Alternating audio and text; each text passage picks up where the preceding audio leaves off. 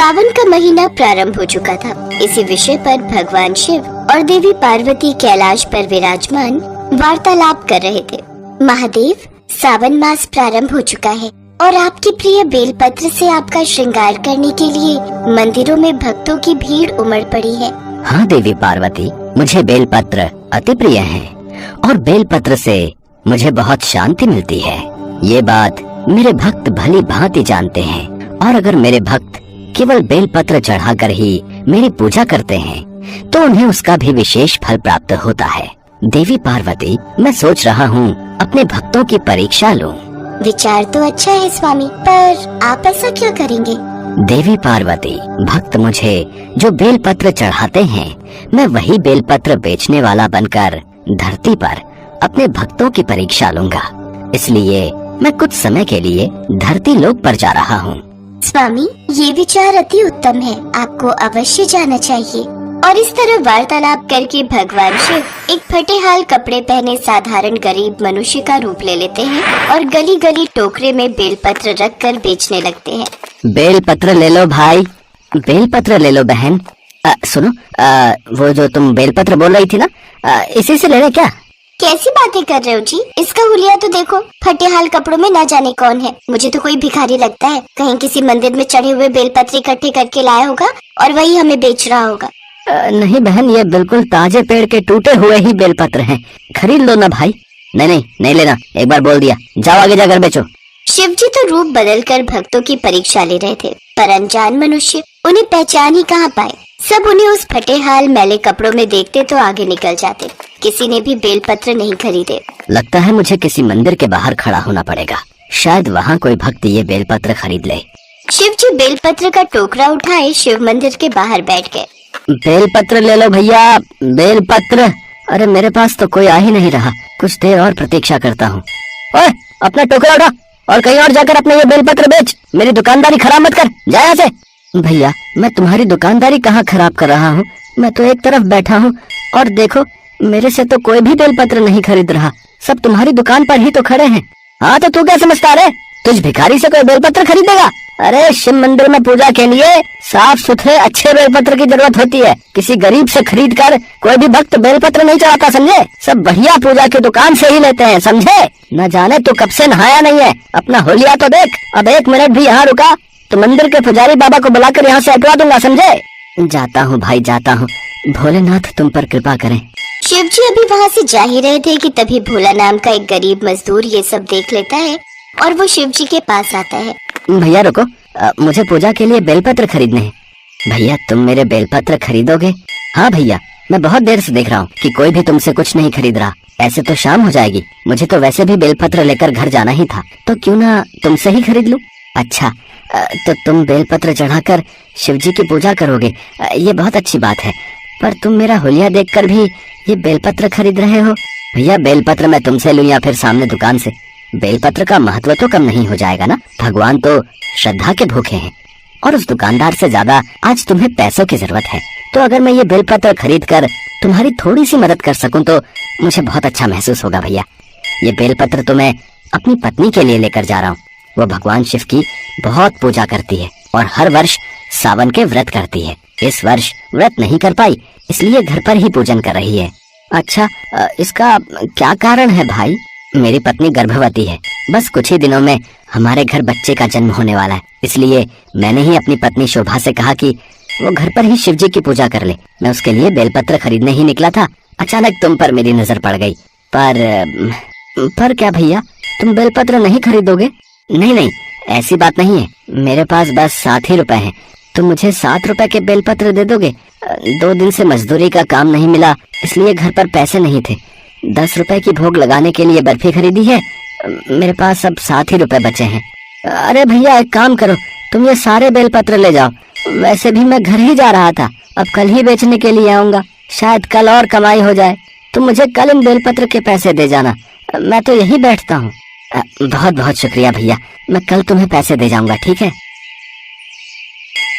बताओ, है पहले ही भिखारी है और मुफ्त में बेलपत्र दे रहा है। पता नहीं कैसे कैसे लोग हैं भैया इस दुनिया में है। मंदिर के बाहर दुकानदार उन पर हंसने लगा। शिव जी मुस्कुराए और वहाँ से चले गए। भोला भी बेलपत्र लेकर घर आ गया। घर आकर उसने अपनी पत्नी शोभा को सारी बात कही। आपने ये बहुत अच्छा किया, साथ ही साथ भला हो उस बेलपत्र वाले का जिसने आपको बिना पैसे के ये इतने सारे बेलपत्र दे दिए। इनमें से कुछ भगवान को चढ़ाकर बाकी रख देती हूँ, रोजाना की पूजा में काम आ जाएंगे। भगवान शिव और देवी पार्वती कैलाश पर विराजमान थे और वो मुस्कुरा रहे थे। भगवान शिव तो भोला की दयालुता का फल उसे प्रदान कर ही चुके थे, उन बेल पत्र को सोने के बनाकर। अगले दिन शोभा और भोला जब सोकर उठे, शोभा पूजा के लिए टोकरी में से बेलपत्र लेने लगी तो वो हैरान रह गई। सारे बेलपत्र सोने के बेलपत्र बन चुके थे। सुनो जी, ये क्या चमत्कार है, ये बेलपत्र तो सोने के बन गए, ये कैसे हो सकता है? हाँ शोभा, ये तो सोने के बन गए। वो आदमी कौन था जिसने मुझे ये चमत्कारी बेलपत्र दिए? शोभा, मैं अभी आता हूँ। भोला मंदिर में उस आदमी को ढूंढने लगा, पर उसे वो बेलपत्र बेचने वाला आदमी कहीं भी नजर नहीं आया। भोला की आंखों में आंसू आ गए। रात को सपने में भगवान शिव ने भोला को दर्शन दिए। भोला, मैं तो परीक्षा लेने के लिए धरती पर आया था। तुम बहुत दयालु हो।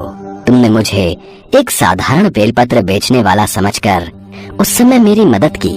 जब किसी ने भी मेरे से बेलपत्र नहीं खरीदे, मैंने उसी दयालुता का फल तुम्हें प्रदान किया है। अब तुम इन सोने के बेलपत्रों को बेच लेना। तुम्हारी गरीबी के दिन अब दूर हो जाएंगे। अपनी पत्नी और बच्चों के साथ खुशी से रहो। मेरा आशीर्वाद सदा तुम्हारे साथ है। भोला की नींद खुली और उसने सपने की बात अपनी पत्नी को बताई। शोभा भी बहुत खुश होती है। भोला और शोभा को उनकी शुभ भक्ति का फल मिल जाता है और उनके जीवन में खुशियाँ आ जाती हैं। कहते हैं कोई भी पूजा बिना स्वच्छ मन से संपूर्ण नहीं होती। व्यक्ति को यदि पूजा का उचित फल लेना है तो उसके लिए उसे अपने मन को स्वच्छ बनाना है, तभी भगवान उसे पूजा का विशेष बल प्रदान करते हैं। इस कहानी से हमें यही सीख मिलती है कि मनुष्य को सबके साथ सदैव दयालुता का व्यवहार करना चाहिए, क्योंकि ईश्वर किसी न किसी रूप में आकर हमारी परीक्षा अवश्य लेते हैं और यह सत्य है। हिंदू पंचांग के सभी महीनों का अपना विशेष महत्व है, जिनमें से एक है सावन का महीना। सावन का महीना भगवान शिव को अति प्रिय है। कहते हैं जो भी मनुष्य सावन के सोमवार व्रत रखकर भगवान शिव की उपासना करता है, भगवान शिव उसकी हर इच्छा पूरी करते हैं। यही वजह है कि सावन के महीने में शिव भक्त ज्योतिर्लिंगों के दर्शन करने जाते हैं। सावन के सोमवार व्रत शीघ्र फलदायी है। सुहागिन स्त्रियों को सौभाग्य प्राप्ति, कुमारी कन्याओं को उचित वर तथा जो स्त्रियां निसंतान हैं उन्हें संतान प्राप्ति के लिए सावन के सोमवार व्रत श्रेष्ठ माने गए हैं। मन वांछित फल देने वाले सावन के सोमवार व्रत की एक प्रचलित कथा के अनुसार सोहनलाल नाम का एक साहूकार था जो भगवान शिव का अनन्य भक्त था। उसके पास धन धान्य किसी भी चीज की कोई कमी नहीं थी, लेकिन उसकी कोई संतान नहीं थी और वो इसी कामना को लेकर रोज शिव मंदिर में पूजा और प्रार्थना करता था। हे भोले भंडारी, मुझे कब संतान का सुख प्राप्त होगा? क्या मैं अपनी संतान का सुख भोगे बिना ही इस दुनिया से चला जाऊंगा? आप तो सबकी मनोकामनाएं पूरी करते हो, मेरी विनती भी सुन लो भगवान। सोहनलाल की प्रार्थना कैलाश पर्वत पर देवी पार्वती ने सुन ली। वो भगवान शंकर से बोली, प्रभु, ये साहूकार आपका अनन्य भक्त है, इसको किसी बात का कष्ट है तो आपको उसे अवश्य दूर करना चाहिए। देवी पार्वती, साहूकार के घर संतान नहीं है, ये इसी बात से दुखी है। हे महादेव, तो आप इसे पुत्र का वरदान दे दीजिए, इस भक्त पर कृपा कीजिए। पार्वती, साहूकार के भाग्य में पुत्र का योग नहीं है। ऐसे में अगर इसे पुत्र प्राप्ति का वरदान मिल भी गया तो वो केवल 16 वर्ष की आयु तक ही जीवित रहेगा। पर प्रभु, आपके भक्तों का विश्वास आपसे जुड़ा हुआ है। आप तो अपने भक्तों को मन वांछित फल प्रदान करते हैं। साहूकार प्रति सोमवार आपका व्रत और पूजन करता है और अब तो सावन माह के पवित्र दिन है जो आपको अति प्रिय है। आपको इसकी इच्छा पूरी करनी ही होगी।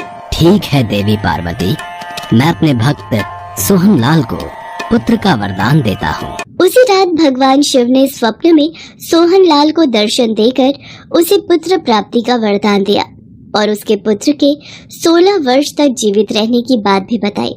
जब सोहन लाल स्वप्न से जागा, हे शिव शंकर, आपने एक तरफ मुझे पुत्र देकर संतान का सुख दिया और दूसरी तरफ पुत्र अल्पायु होगा। ये मेरे जीवन का सबसे बड़ा दुख। मैं ये कैसे छुपा कर रख पाऊंगा? पर मेरी भक्ति में फिर भी कोई कमी नहीं आएगी। आपके द्वारा दिया वरदान मुझे मंजूर है प्रभु। सोहन लाल पहले की तरह सोमवार का विधिवत व्रत करता रहा। कुछ महीने पश्चात उसके घर अति सुंदर पुत्र उत्पन्न हुआ। पुत्र के जन्म से सोहन लाल के घर में खुशियां आ गई। बहुत धूमधाम से पुत्र जन्म का समारोह मनाया गया। पुत्र का नाम शिवाय रखा गया। धीरे धीरे शिवाय 12 वर्ष का हुआ तो सोहन लाल को भगवान शिव की कही बात याद आने लगी।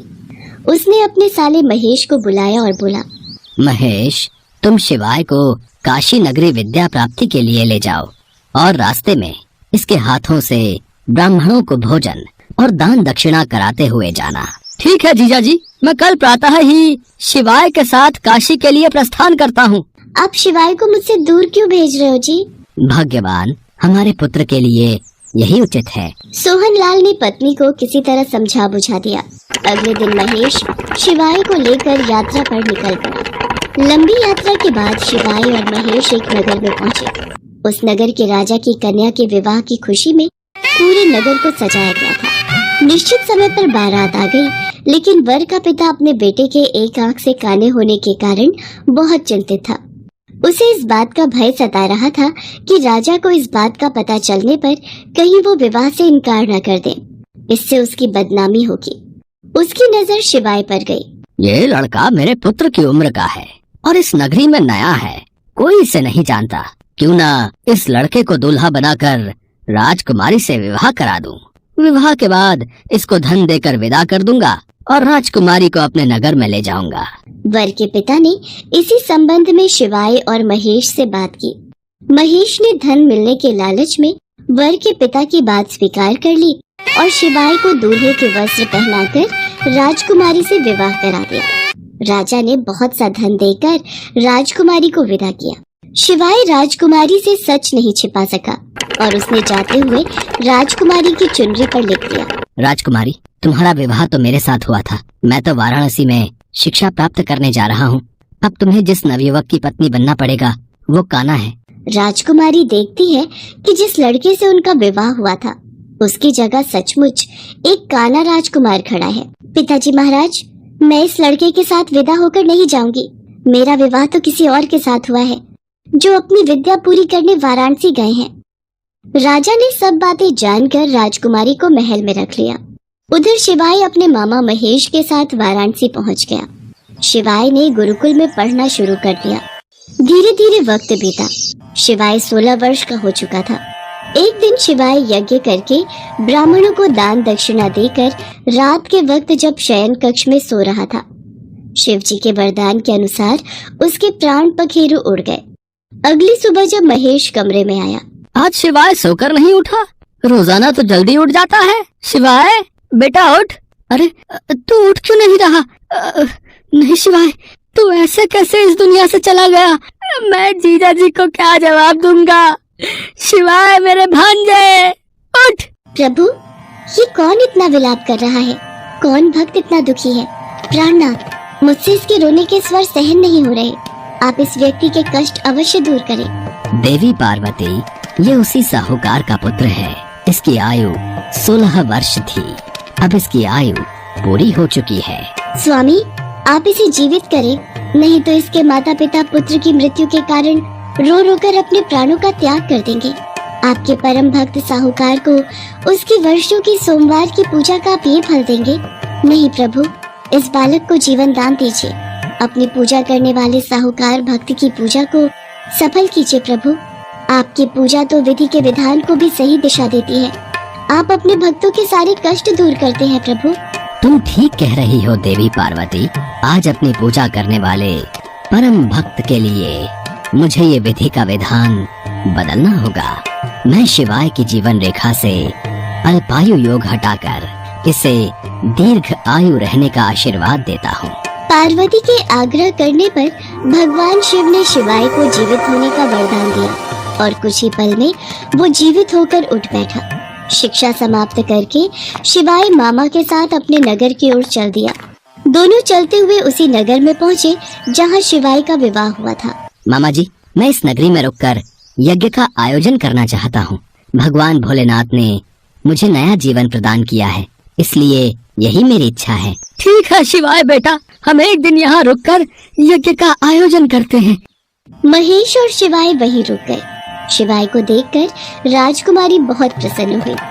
महेश और शिवाय को कुछ दिन महल में रहने का अनुरोध करके राजा ने बहुत सा धन, वस्त्र आदि देकर राजकुमारी को शिवाय के साथ विदा किया। उधर सोहनलाल अपनी पत्नी को सच बता चुका था। वे दोनों सोच चुके थे कि यदि शिवाय सकुशल नहीं लौटा तो वे दोनों भगवान शंकर के सामने अपने प्राण त्याग देंगे। पर समय पर एक सेवक ने आकर उन्हें शिवाय के लौटने की खुशखबरी दे दी। सोहनलाल और उसकी पत्नी ने अपने पुत्र और पुत्र वधू का स्वागत किया। उसी रात सोहनलाल के स्वप्न में भगवान शंकर ने दर्शन दिए। सोहनलाल, तुम मेरे प्रिय भक्त हो। मैंने तुम्हारे द्वारा किए गए सावन के सोमवार व्रत और पूजा से प्रसन्न होकर तुम्हारे पुत्र को लंबी आयु प्रदान की है। तुम्हारी पूजा और भक्ति से मैं बहुत प्रसन्न हूँ। मेरा आशीर्वाद सदैव तुम्हारे परिवार पर बना रहेगा। ये कहकर भगवान शंकर अंतर्ध्यान हो गए। भगवान शंकर की भक्ति करते हुए सोहनलाल को मोक्ष प्राप्त हुआ। इसी प्रकार जो कोई भी सावन सोमवार का व्रत धारण करता है अथवा इस कथा को पढ़ता या सुनता है, उसके दुख दूर होकर उसकी समस्त मनोकामनाएं पूर्ण होती हैं। इससे लोक में नाना प्रकार के सुख भोग कर अंत में वो मनुष्य शिव लोक को प्राप्त होता है।